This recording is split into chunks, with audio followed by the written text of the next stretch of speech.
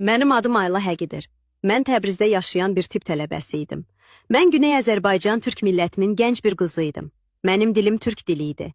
Kimliyim türk idi. Varlığım bu torpaqlara aid idi. Mən silah daşımırdım. Mən şiddət istəmirdim. Mən yalnız azadlıq, ləyaqət və gələcək istəyirdim.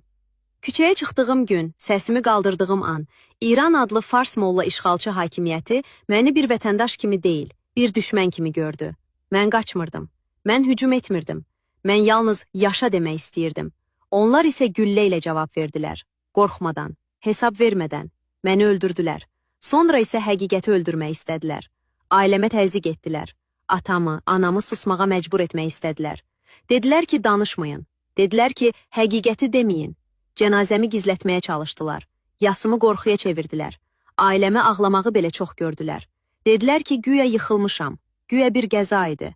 Amma xalq həqiqəti gördü. Mən tək deyildim. Mən minlərlə gənc türk qızından biri idim. Adım Ayla idi. Amma mən bir millətin səsi idim. Əgər bugün mənim səsimi eşidirsinizsə, bilin ki, bu səs susmayacaq. Çünki həqiqət öldürülmür.